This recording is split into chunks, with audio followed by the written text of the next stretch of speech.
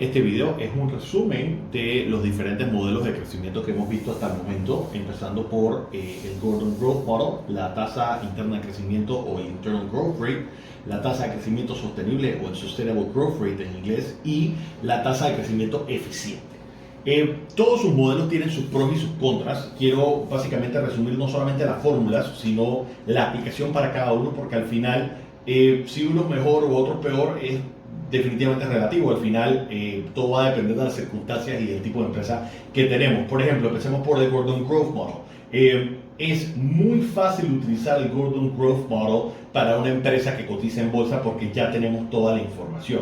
Es muy fácil calcular el Cost of Equity porque simplemente usamos la fórmula del CAPM y podemos llegar a un resultado. Por ejemplo, la fórmula del Gordon Growth Model empieza siendo para calcular el precio de una acción. Sin embargo, si el precio ya lo determina el mercado, nosotros podríamos reagrupar esto para definir el crecimiento y nos queda que al final son dos variables muy fáciles de sacar. Tenemos el CAPM para calcular el Cost of Equity y este componente que está aquí es lo que conocemos como el Dividend Yield.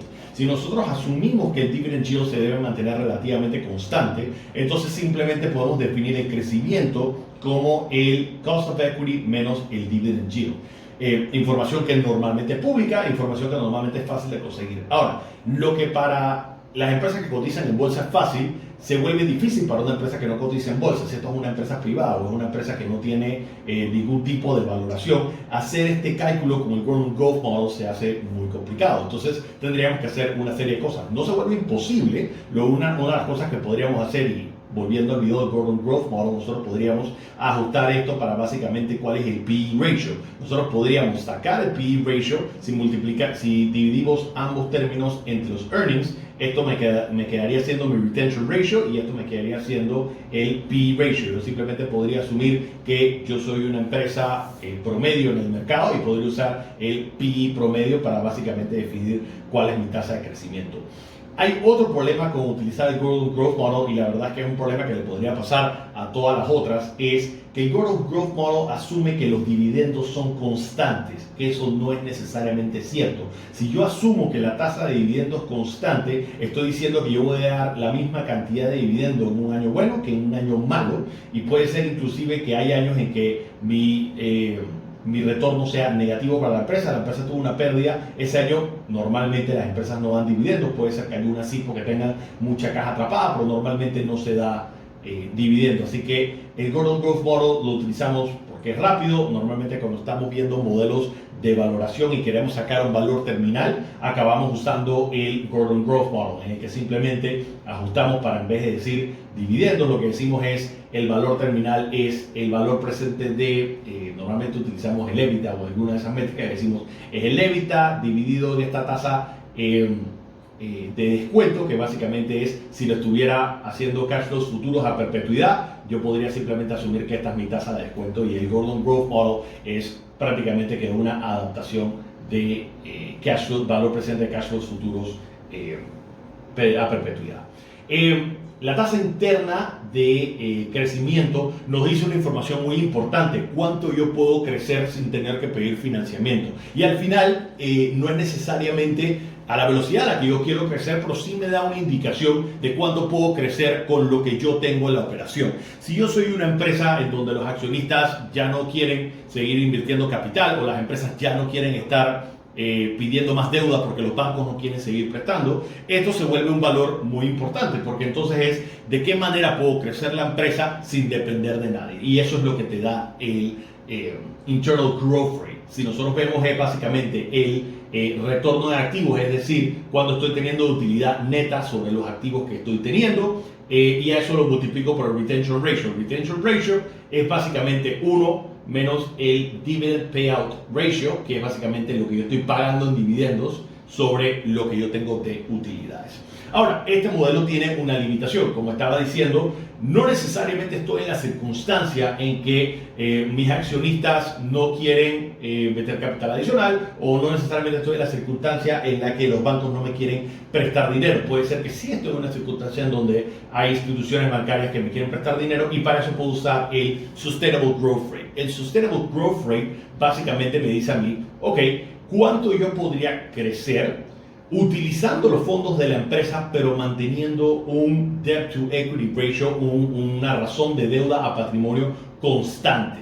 Es decir, yo voy a pedir financiamiento adicional, pero voy a pedir suficiente financiamiento para que mantenga el mismo nivel de riesgo que la empresa tiene actualmente. Normalmente, y si no han visto los videos de ratios financieros, pueden verlo allá, hay un punto eficiente que minimiza el WACC, que básicamente te dice, ok, hay un punto óptimo de cuánta deuda puedes pedir y hay un punto óptimo de cuánto patrimonio debería estar poniendo esos accionistas. Si ya yo estoy en ese punto de equilibrio, yo debería mantener ese debt to equity ratio constante. Entonces yo digo, ok, ¿cuánto entonces puedo crecer? Este número va a ser normalmente mayor al internal growth rate. Entonces lo que yo diría es, ok, yo puedo crecer a una tasa en la que el patrimonio va a venir a través de mis utilidades retenidas. Recuerden que aquí estamos usando el retention ratio, que es básicamente esta fórmula, y yo estoy diciendo, ok, lo que no estoy repartiendo como dividendos va a mi patrimonio, y ese diferencial de crecimiento para poder mantener esos activos a la velocidad que quiero crecer, esa diferencia va a venir de mi pasivo. Recordemos que la fórmula nos dice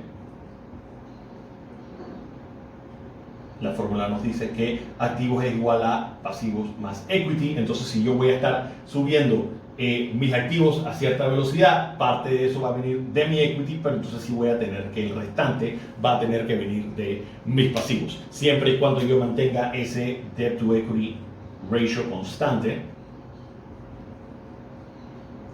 No estoy generándole ningún problema a la empresa y a la valoración de la empresa. Y por último tenemos la tasa de crecimiento efectiva. Esta es propuesta por Ashwin Damodaran, que al final es una persona que es muy reconocida por sus modelos de valoración y de finanzas corporativas. Realmente es una eminencia en el área, en la que él recomienda, y la verdad es que la recomienda por dos razones muy importantes. La primera es que el ROE se puede manipular. Como nosotros sabemos, utilizando la descomposición de Dupont, nosotros realmente podemos ver de que el ROE puede verse relativamente alto si nosotros tenemos mucho apalancamiento, es decir, si tenemos mucha deuda. Sin embargo, el ROIC captura esos dos componentes. El ROIC, o esas últimas dos letras, la I y la C, es el Invested Capital. El Invested Capital es básicamente mi pasivo más mi patrimonio. Entonces, aquí lo hemos visto. Si ya han visto la fórmula del ROIC en mi video anterior, pueden ver que hay diferentes formas de calcular ese Invested Capital. Va a depender de la circunstancia en la que se encuentra la empresa. Muchas personas lo que hacen es que agarran el valor en libro del pasivo total más el valor en libros del patrimonio menos el efectivo. Si usted es una empresa que tiene muy poco efectivo o la necesidad de mantener efectivo es relativamente baja, entonces esto simplemente se lo pueden quitar y decir que es el valor en libros del patrimonio más el valor en libro del pasivo. Hay otra fórmula que se puede utilizar, que es básicamente decir que todos los leasings operativos que yo tengo deberían incluirse aquí. Esto es más o menos relativo. Si yo estoy diciendo que esos leasings son para activos que están directamente relacionados a la operación y me están generando ingresos, yo debería incluir el valor presente de esos leasings como deuda, aunque haya algún ajuste contable que diga que el leasing operativo no debería ser reconocido como deuda. Se recomienda que lo incluyas porque es parte de tu capital invertido. Y por último, obviamente una de las cosas que se podrían hacer es que si yo tengo pasivos corrientes que son bastante pequeños, yo simplemente podría ajustar y definir que ese invested capital solamente es el long term debt o la deuda a largo plazo.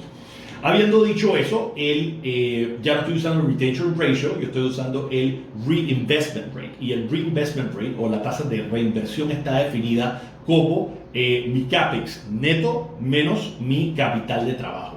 Y esto está dividido, en vez de ser dividido sobre mi net income, está dividido sobre lo que llamamos el NOPLAT. El NOPLAT es básicamente mis ingresos antes de pagar intereses y antes de pagar impuestos, pero ajustando esos intereses por el escudo tributario. Entonces yo lo multiplico por la tasa efectiva de impuestos. Hay una gran ventaja de poder usar el reinvestment rate en vez de usar el retention ratio. El retention ratio está limitado entre 0 y 100, porque yo lo máximo que puedo distribuir de dividendos es el 100% y lo menos que puedo distribuir de dividendos es el 0%. Es decir, que si yo quiero crecer más rápido de lo que me permite mi ROE o mi ROA, no voy a poder. Básicamente, si yo tengo un retention ratio igual a 1, mi tasa de crecimiento es igual a mi return on equity o es igual a mi return on assets. Entonces, si yo soy una empresa que está teniendo alto rendimiento, estoy teniendo un ROIC alto, básicamente yo me estoy limitando. Entonces, lo que se podría utilizar en este caso sería un reinvestment rate, porque ese reinvestment rate puede ir por arriba del 100% y puede ir por debajo del 100%. Arriba del 100% es básicamente una buena idea cuando la empresa siente que puede estar adquiriendo nuevos proyectos y son proyectos que al final van a ser eficientes y les va a generar valor a la empresa. Ese net capex es básicamente todos los activos nuevos menos la depreciación. Así que yo estoy diciendo que la plata yo la estoy reinvirtiendo o el dinero yo lo estoy reinvirtiendo en proyectos que les van a generar mayor valor. Recuerden la regla, si al final mi ROIC es superior a mi WACC, significa que yo le estoy generando valor a mis accionistas. Por ende, si yo le estoy diciendo al mercado, yo voy a utilizar este dinero en vez de llevarlo para dividendo o para otras cosas, yo lo estoy reteniendo, no para hacer stock buybacks o para pagar gastos, yo lo que estoy haciendo es utilizando eso para financiar. Aquí tenemos un pequeño error, esto no es negativo, esto es positivo. Ok, esto es positivo. Como les decía, yo estoy utilizando ese dinero para financiar mi capital de trabajo, básicamente para financiar mis cuentas por pagar y mis cuentas por cobrar, sin necesariamente depender de capital externo. Y yo estoy utilizando mis fondos de una manera eficiente para comprar CAPEX. En la medida, y vuelvo y digo, en la medida en que el ROIC sea mayor al WACC, esta es una buena decisión. Ahora, ¿qué pasa si el reinvestment rate es negativo? Totalmente normal. Muchas veces las empresas tienen que achicarse. Muchas empresas crecieron mucho más rápido de lo que debieron hacer, por eso es importante mantener estas métricas de crecimiento. Cuando una empresa dice es que mi problema es deuda, no es necesariamente cierto. Recordemos que en una empresa no financiera, las finanzas son un resultado, las finanzas no son el core business, la finanza no es la principal responsabilidad del negocio. Por supuesto que el mayor interés en el negocio es crear dinero y crearle riqueza a la persona natural que está invirtiendo en la empresa, pero no es necesariamente malo haber pedido deuda. Lo que pasa es que hay que tener parámetros que definen qué tan eficiente es ese costo marginal de la deuda. Entonces podríamos tener circunstancias en que la empresa está evaluando y decir, lo que pasa es que tengo mucha deuda. Y la conclusión a la que podríamos llegar es que tal vez esa deuda está ahí porque estaba creciendo por encima de mi Sustainable Growth Rate o estaba creciendo por encima de mi Internal Growth Rate.